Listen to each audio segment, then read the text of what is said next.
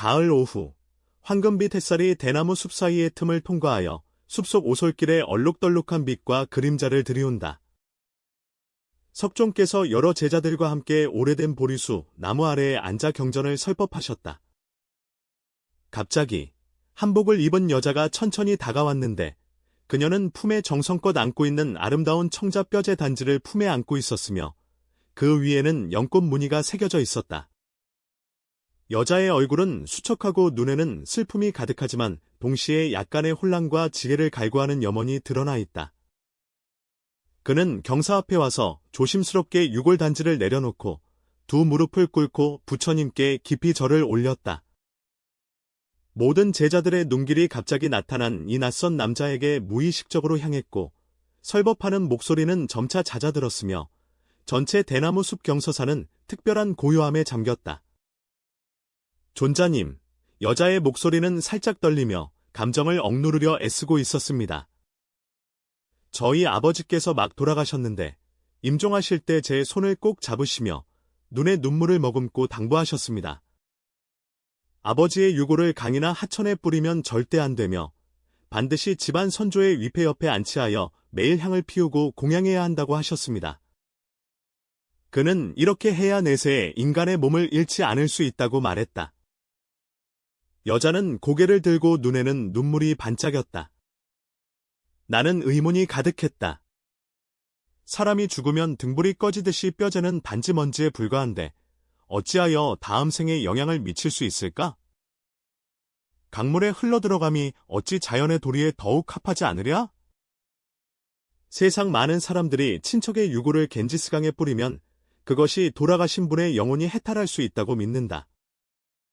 나의 아버지는 왜 이토록 고래의 안치 방법에 집착하는가? 수보리의 질문은 핵심을 찌르는 것이었고 현장의 제자들도 저절로 생각에 잠긴 모습이 되었다. 부처님은 슬퍼하는 비구니를 바라보시며 눈빛은 봄바람처럼 온화하고 자비로우셨다. 선한 여인이여, 당신은 슬픔을 품고 이곳에 왔습니다. 당신의 이름을 말해줄 수 있겠습니까? 부처님의 목소리는 옥처럼 부드러웠다. 회사존자여, 나는 명유보채라 하며 왕사성에 사는 한 상인의 딸입니다. 여자로서 음욕을 억제하려고 애쓰고 있습니다. 안한 존자는 부처님 곁에 서서 자비심을 일으켜 한 걸음 다가가 말했다. 아버님, 당신의 아버지께서는 분명히 자신의 도리가 있으실 것입니다. 왜 이 의문을 자세히 석종께 말씀드려서 석종께서 당신의 의문을 풀어주시지 않겠습니까? 우바띠는 깊이 합장하여 머리를 조아리며 말씀드렸다. 세존이시여, 저의 아버님께서는 생전에 독실한 불제자로서 일생 동안 계율을 엄격히 지키고 경전을 정성껏 읽으며 예불을 결코 거르지 않으셨습니다. 또한 가난한 이들에게 아낌없이 구제하셨습니다. 내가 이해하지 못하는 것은 그가 인생이 지수와풍 네대지의 가압일 뿐임을 알면서도 왜 골분의 안치에 그렇게 집착하는가 하는 점이다. 이는 그가 평소에 나에게 가르쳐준 불법과는 다소 모순되는 것처럼 보인다. 부처님은 잠시 눈을 감고 깊이 명상하셨다. 눈을 뜨셨을 때 그 눈빛은 물처럼 맑고 평온했다. 우바띠여, 너희 집에서는 누에를 길러본 적이 있느냐? 우바틸은 부처님께서 이렇게 겉보기에는 무관한 질문을 하실 줄은 몰랐다. 예, 세존이시여, 저의 어머니께서는 오랫동안 누에를 치셨고 집안의 비단은 모두 어머니께서 생산하신 것입니다. 그렇다면 당신은 나비가 고치를 깨고 나오는 과정을 자세히 관찰한 적이 있습니까? 부처님께서 계속 물으셨다. 여러 번 배웠소. 석존이시여. 어렸을 때 나는 자주 누에고치 옆에 머물며 나비가 고치를 깨고 나오는 순간을 기다렸다. 유파체는 대답하며 눈에 어린 시절의 추억이 스쳤다. 안욕따라 삼맥삼보리여, 우바디여, 부처님께서 손바닥에 땀이 살짝 맺히니 말씀해 주십시오. 그 고치는 나비에게 어떤 의미가 있습니까? 유파체는 잠시 생각에 잠겼다. 고치는 나비가 변하기 전에 거처이며 그가 변태하는 요람이자 변태 과정 중의 보호막이다. 바로 그렇습니다. 부처님께서 고개를 끄덕이며 칭찬하셨습니다. 만약 누군가 나비가 완전히 변태하기 전에 고치를 파괴한다면 무슨 일이 일어날까요?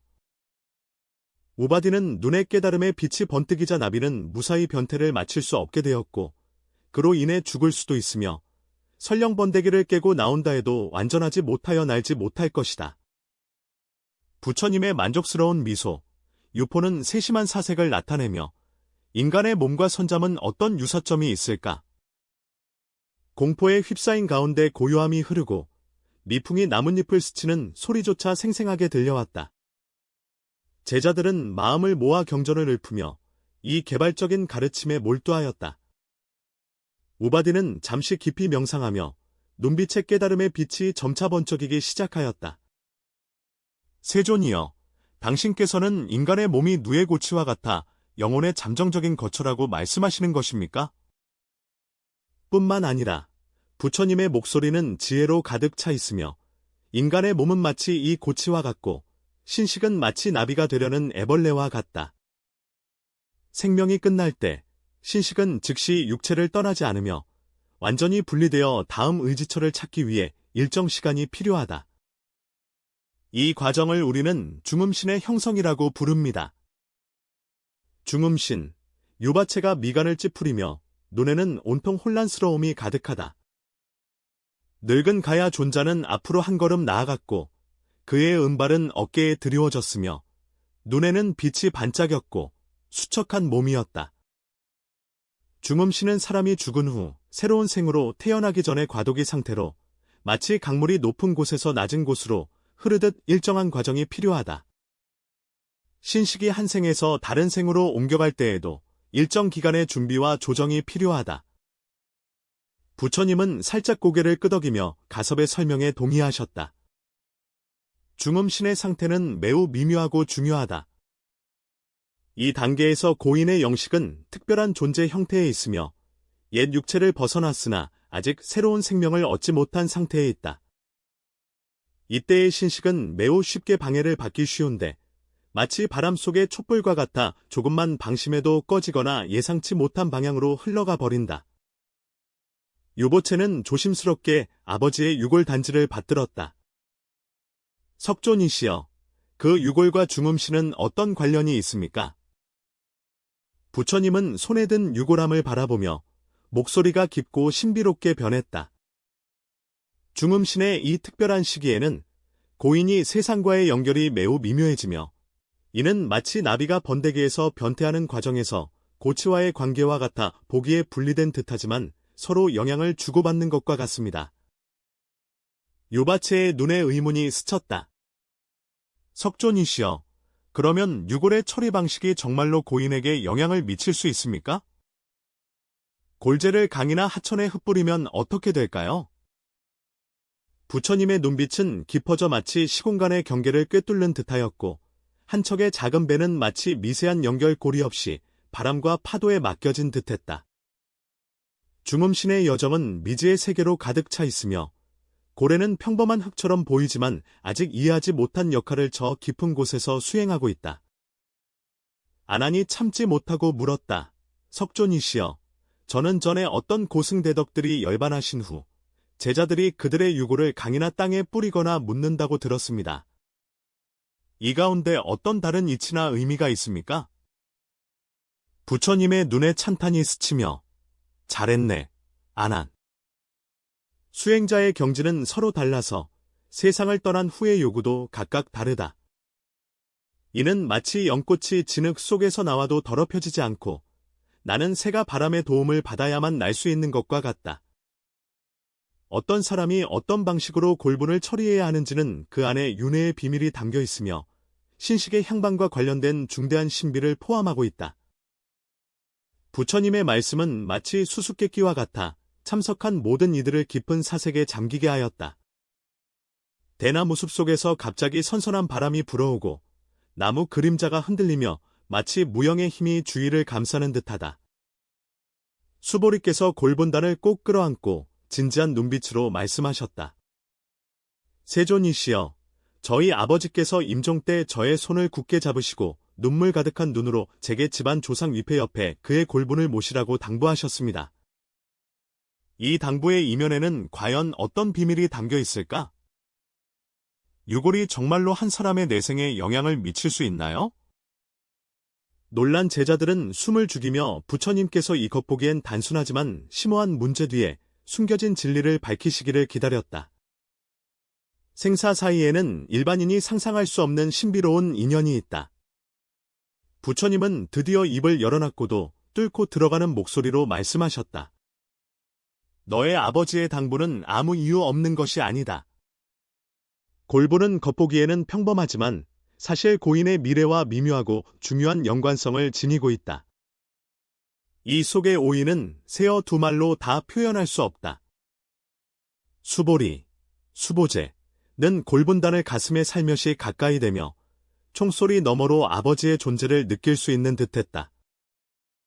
석존의 아버지는 살아생전 가장 큰 바람이 다음 생에 다시 인간의 몸을 얻어 불법 수행을 계속하여 해탈에 이르는 것이었다. 그는 이것이 평생의 추구이며 모든 고행의 목표라고 자주 말했다. 고래의 안치와 아버지의 내세 행로가 정말 관련이 있나요? 이것은 어떤 생사의 오묘함과 관련이 있습니까?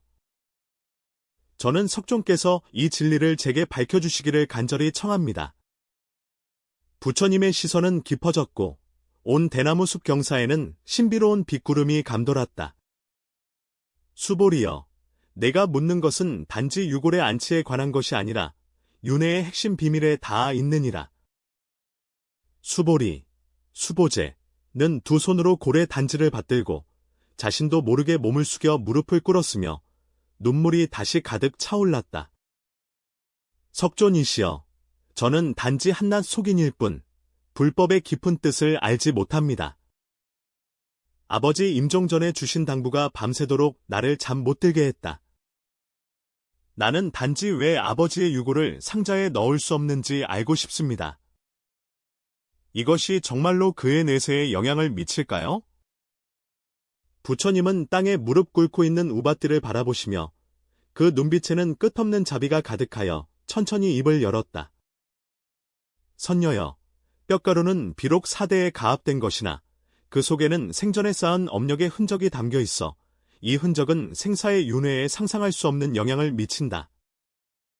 인간의 몸은 지, 수, 화, 풍의 네 대원소로 이루어져 있으며 생명이 끝날 때 이 네 대원소는 각각 자연으로 돌아가지만 생명의 순환은 일반인이 생각하는 것보다 훨씬 복잡하다.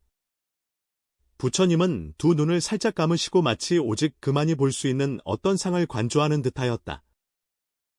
사람이 세상을 떠나는 순간 육신과 신식이 즉시 분리되는 것이 아니며 신식은 중음신이라고 불리는 상태에 들어가 49일 동안 지속된다. 이 기간 동안 신식은 전생의 업력에 따라 다음 생에 윤회할 곳으로 인도된다.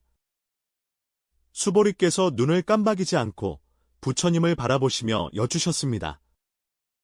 석존이여, 중음신과 고래, 뼈, 가 어떤 관계가 있습니까?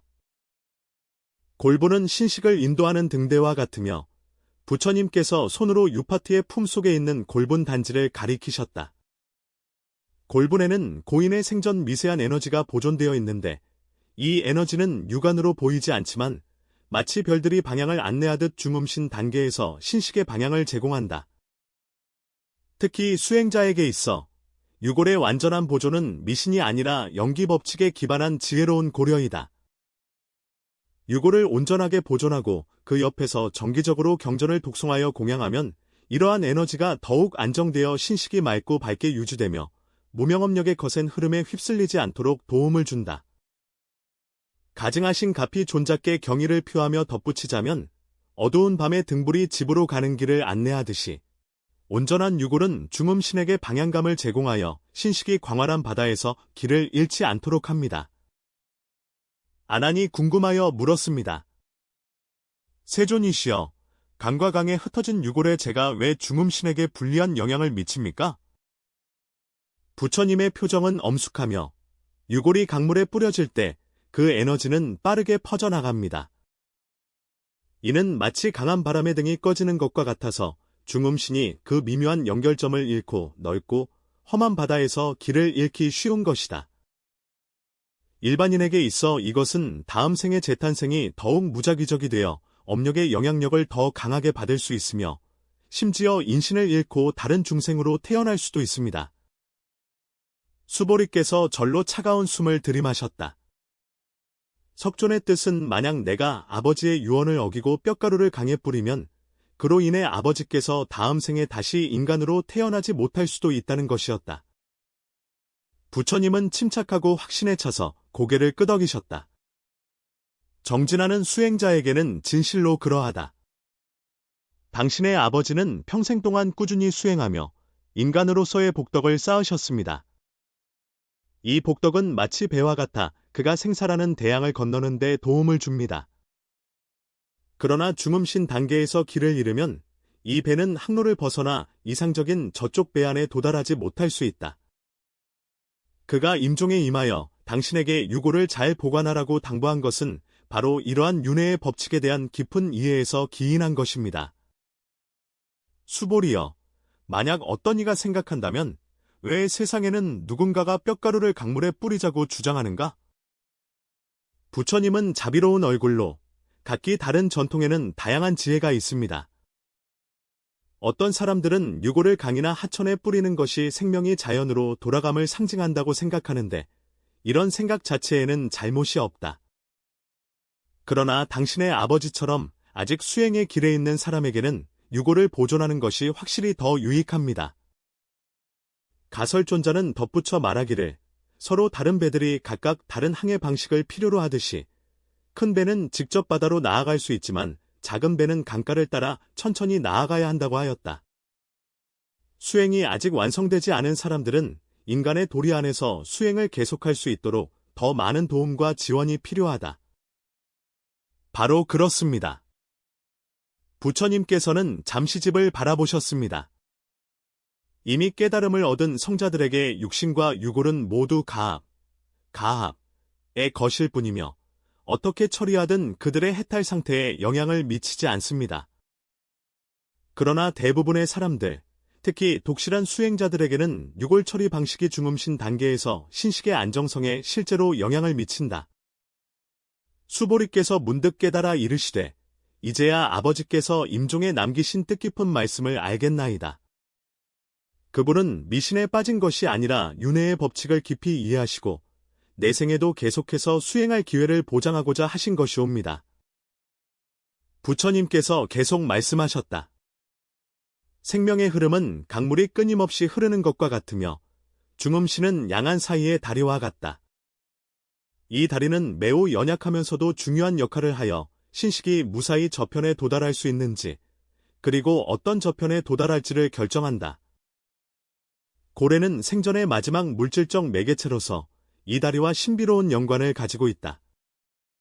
그것은 마치 다리의 기둥과 같아 어느 정도 중음신의 상태를 안정시키고 신식이 강력한 업력에 의해 충격받는 가능성을 줄여준다. 아난이 물었다. 석존이시여, 만약 뼈가루가 중음신에게 안정과 방향을 제공할 수 있다면 고인의 생전에 닦은 수행과 임종시의 마음가짐도 또한 중요한가요?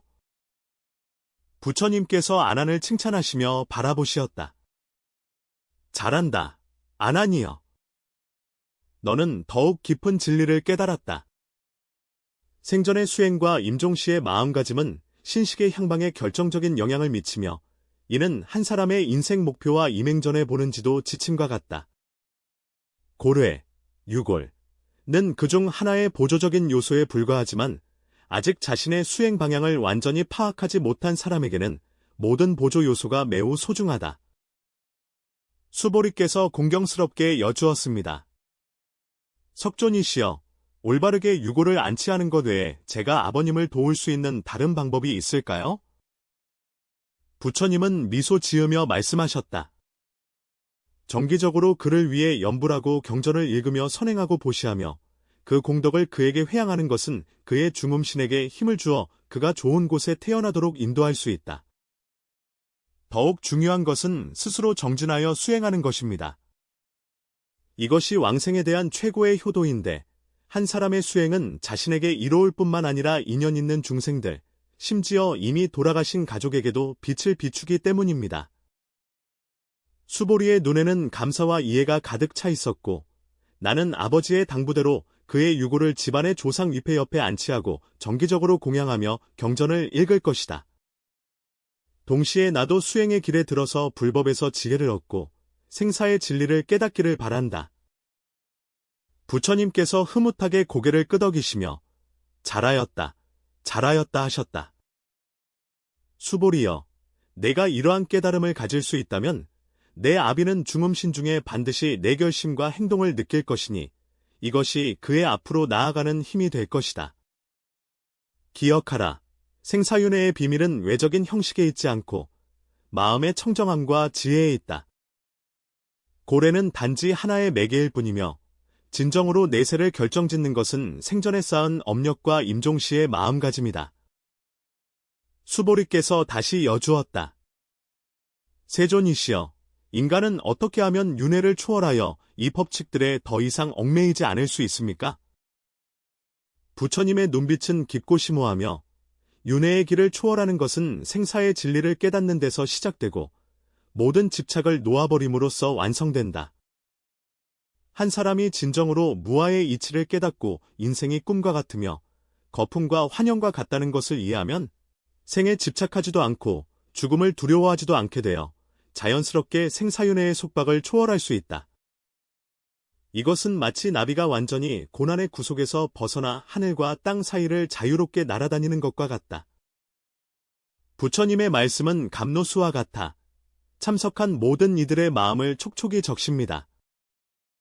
수보리가 전에 없던 평정심과 통투함을 느끼며 근처의 오래된 우물을 통해 생명의 윤회의 비밀을 보는 듯하였다. 저녁 노을이 대나무 숲에 부드럽게 비치며 이 특별한 오후에 황금빛 마침표를 찍었다. 수보리께서는 조심스럽게 오래된 회색 담요를 안고 부처님과 모든 제자들에게 공손히 작별 인사를 드렸다. 그는 집으로 돌아가는 길을 걸으며 더 이상 아버지의 당부에 혼란스러워하지 않고 대신 생명에 대한 더 깊은 이해와 경외심으로 마음이 가득 차 있었다. 그는 깨달았다. 그는 단지 아들로서의 효도를 다하는 것뿐만 아니라 더 크고 신비로운 생명 법칙을 따르고 있음을. 그 황금빛 오후, 대나무 숲의 고요함 속에서 부처님은 고진멸도에 관한 문제를 해답하셨을 뿐만 아니라 생사의 윤회에 대한 깊은 지혜를 드러내셨다. 이 지혜는 씨앗과 같아 수보리를 비롯한 모든 청취자의 마음밭에 심어져 미래의 세월 속에서 뿌리를 내리고 싹터 꽃피우며 열매 맺기를 기다리고 있다. 그리고 우리 각자는 이 생사윤회의 비밀을 이해하든 못하든 간에 이 광활한 우주의 법칙 속에서 각자의 길을 걷고 각자의 답을 찾고 있습니다. 아마도 생명의 의미는 우리가 이러한 법칙들을 완전히 꿰뚫어 보는 데 있지 않고 한정된 여정 속에서 자신만의 평화와 지혜를 찾아내는 데 있을 것이다.